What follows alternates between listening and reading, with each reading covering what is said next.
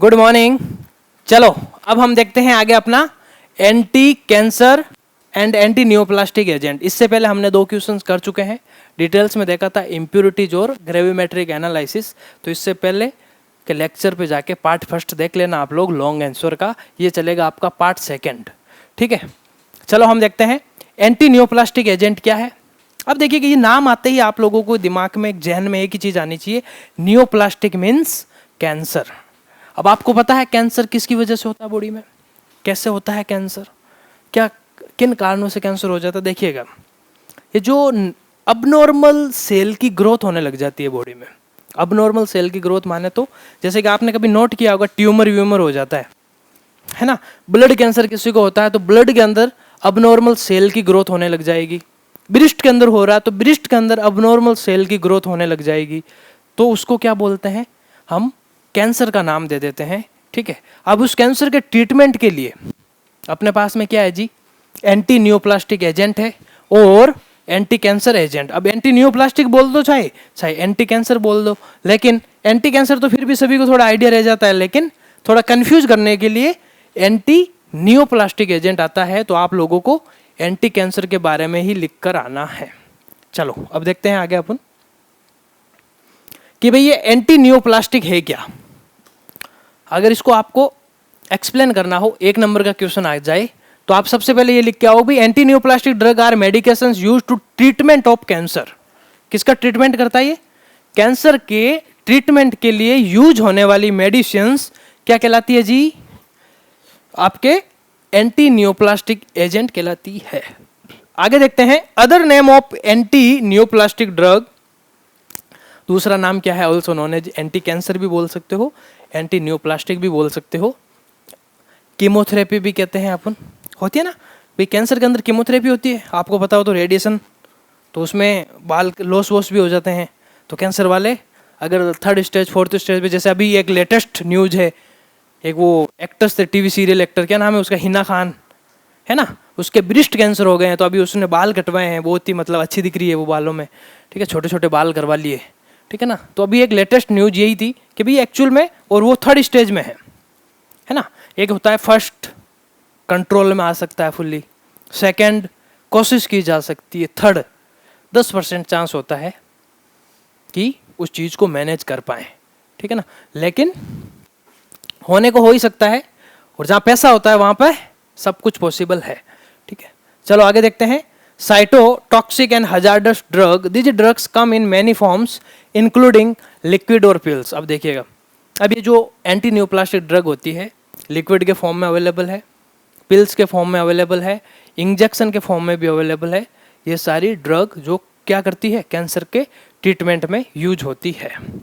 अब एग्जाम्पल अगर लें अपन कि भाई एक्चुअल में एंटी कैंसर ड्रग कौन सी है मार्केट में, किस किस नाम से ये केमिकल बनते हैं। अब जैसे अपन तो सिर्फ केमिकल के बारे में डिस्कस करेंगे, देखो फार्मेसी कर रहे हो ना, तो हमें सिर्फ केमिकल का नॉलेज होना चाहिए। अगर हम ब्रांड के पीछे भागे ना, तो ब्रांड तो मार्केट में लाखों ब्रांड है, याद ही नहीं कर पाओगे कभी भी। क्यों कि जैसे कि भाई साइक्लोफॉस्फामाइड सिप्ला वालों ने भी निकाल दिया, सन वालों ने भी निकाल दिया, डॉक्टर रेड्डी वाला भी निकाल रहा है ना, और छोटी मोटी कंपनियां मार्केट में बनती जाती है हर कोई। जैसे पैरासीटामोल है, अब पैरासीटामोल के अलग अलग ब्रांड निकाल दिए, किसी ने डोलो निकाल दी, किसी ने पैरासिप निकाल दिया ना, तो अलग अलग ब्रांड है मार्केट में। लेकिन अपन को एक केमिकल के बारे में नॉलेज होगा, तो चाहे ब्रांड कितने भी हो, हमको केमिकल का नॉलेज है तो सारे ब्रांड का नॉलेज है, ठीक है।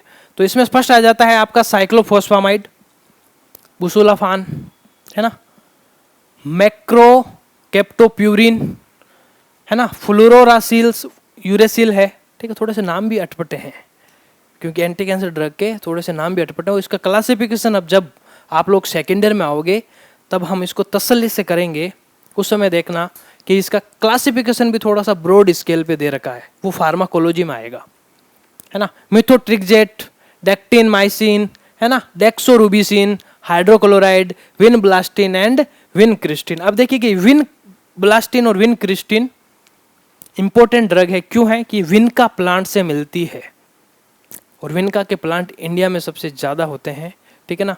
वहाँ से क्या मिलती है भाई, विनक्रिस्टिन और विनब्लास्टिन मिलती है, और उसके ट्रीटमेंट के लिए यूज होते हैं। अब इंडिया वालों की ये कमी क्या है पता है, इतनी टेक्नोलॉजी नहीं है इंडिया वालों के पास जो वो उसमें से विन क्रिस्टीन विन ब्लास्टिन को क्या कर सके, एक्सट्रैक्ट कर सके। तो ये सारा का सारा क्या करते हैं, यहाँ से इंडिया से कलेक्ट करते हैं, फॉरेन जाती है और फॉरेन जाके वहाँ पे टेक्नोलॉजी लगकर वापस इंडिया के अंदर वो इतनी महंगे महंगे बेचारे पेशेंट, लाख रुपए में एक इंजेक्शन, 1.5 लाख का एक इंजेक्शन, 50,000 का एक इंजेक्शन, इतने महंगे खरीदने पड़ते हैं। तो कमी किसकी है इंडिया में, टेक्नोलॉजी की। अब इस टेक्नोलॉजी की कौन सुधार कर सकता है, जब रिसर्च होगी, जब लोग पढ़ेंगे। इंडिया के अंदर एक रूल बना हुआ है कि भाई डिग्री बिना पढ़े ही चाहिए हमें को, तो नकल हो जाए बस। और जब तक नकलें होगी तब तक रिसर्च नहीं होगी, और जब तक रिसर्च नहीं होगी तब तक देश आगे बढ़ नहीं सकता, ठीक है ना। क्योंकि यही चल रहा है, सभी को क्या चाहिए, डिग्रियाँ चाहिए। पीएचडी करा कि भाई पीएचडी में डिग्री दे दो हमें, तो आगे डॉक्टर लग जाना चाहिए बस। क्या करोगे खाली डॉक्टर लगा के, जब तक नॉलेज ही नहीं है ना। तो जब तक अपनी सोच इससे आगे नहीं बढ़ेंगे, जैसे फॉरेन के अंदर मैं जाके अगर पीएचडी करना चाहूँ तो मुझे कम से कम लग जाएंगे 8 से 10 साल। इंडिया के अंदर कोशिश रहेगी 2.5 साल में ही कंप्लीट करने की, वो तो मजबूरी में 3 साल करना पड़ता है नॉर्म्स के अकॉर्डिंग, है ना। वहाँ पे अगर फॉरेन में अपन पीएचडी करते हैं ना, और हर बंदा जो पीएचडी कर रहा है वहाँ से, वो कुछ ना कुछ देश के लिए करता ही करता है, और वो चीज़ें काम आती है। इंडिया के अंदर मेरे हिसाब से तो पूरे वर्ल्ड में इंडिया में सबसे ज़्यादा पीएचडी होती है, पर यूटिलाइजेशन जीरो है। क्या है, यूटिलाइजेशन जीरो है। इंडिया के अंदर इतनी डिग्रियां होती है, यूटिलाइजेशन जीरो है। अच्छे से अच्छे डिग्री करके भी 5-10 हज़ार की नौकरी में घूम रहा है इधर उधर। क्यों घूम रहा है, खाली उसने डिग्री ली है, उस डिग्री में जान नहीं लगी। वरना वहाँ पे फॉरेन में छोटा डिप्लोमा भी कर लेते हो ना आप, तो भी महीने का 1-1.5 लाख रुपए सैलरी होता है। और यहाँ पर अच्छे अच्छे IITian को भी इतना ही पैकेज मिलता है, 1 लाख रुपए, 1.5 लाख रुपए। फर्क यही है कि नॉलेज लेस है, समझ गए। तो इस इतनी देर बात का क्या रहा, फाइनली मोरल क्या है, क्या शिक्षा मिली इस बात से, इस बात से ये शिक्षा मिली, नॉलेज लेने की कोशिश करो, डिग्री नहीं।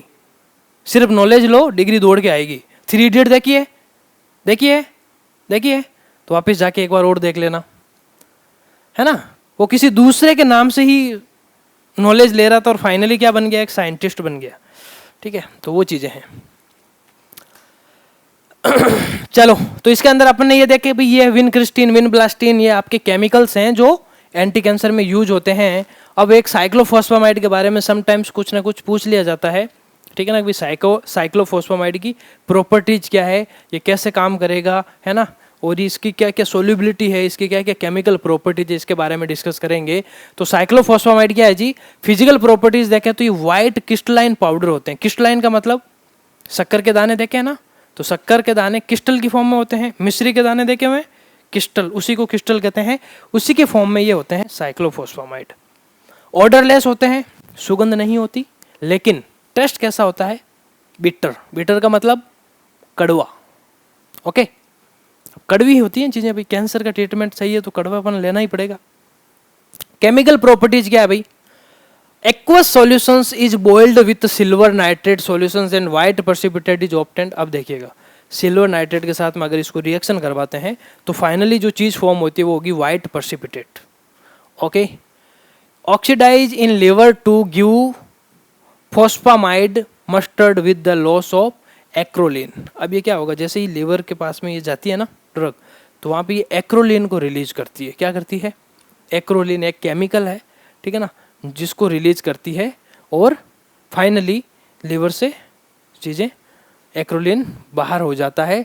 तो लिवर से जब एक्रोलिन बाहर होता है तो थोड़ा कैंसर का असर बॉडी में कम होता है। अब इसकी स्टेबिलिटी क्या है जी, इसको कितने टेम्परेचर पे ये स्टेबल रह सकता है, तो इसकी है it is discoloured on exposure to light and unstable at temperature 30 degree Celsius. अगर ये 30 डिग्री सेल्सियस से ऊपर अगर कोई टेम्परेचर चला गया तो वहाँ पे अनस्टेबल हो जाता है। जैसे मैंने अभी बताया था ना, एग्जांपल दिया इंसुलिन का इंजेक्शन। इंसुलिन के इंजेक्शन को कितना टेम्परेचर चाहिए,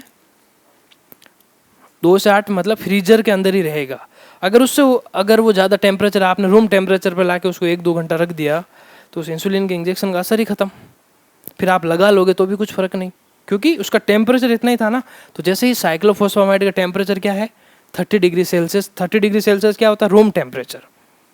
नॉर्मल रूम का टेम्परेचर होता है वो होता है 25 के समथिंग, 25 से 30। अब जैसे ज़्यादा ही गर्मी पड़ रही है तो 40 मान लो, 45 मान लो। जैसे अभी हाल ही में जो गर्मी पड़ी थी वो कितनी थी, 40, 45, कभी 50 चल ही रही थी। तो वहाँ पे ये चीज़ें खराब हो जाती है रूम टेम्परेचर पे, ठीक है।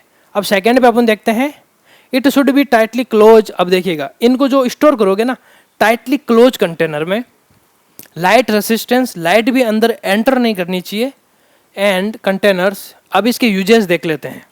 साइक्लोफॉस्फामाइड, अब जैसे अभी मैंने कहा ना हिन्ना खान के ब्रेस्ट कैंसर हुआ है, तो उसको ये साइक्लोफॉस्फामाइड अब खानी पड़ेगी, है ना, क्योंकि इसका सबसे पहला यूज है ब्रेस्ट कैंसर में, हॉडकिंस डिजीज के अंदर, मैलिग्नेंट लिम्फोमस, इविंग सरकोमा, न्यूरोब्लास्टोमा एंड मायोलोमा, ये सारी बीमारियों में यूज होता है, ठीक है ना, आपके साइक्लोफॉस्फामाइड। तो वेरी वेरी इंपॉर्टेंट है भाई साइक्लोफॉस्फामाइड, इसलिए मैंने कहा कि इस ड्रग को थोड़ा सा बता दूं, तुम लोगों के एग्जाम्स में देखने को मिलेगी ही मिलेगी।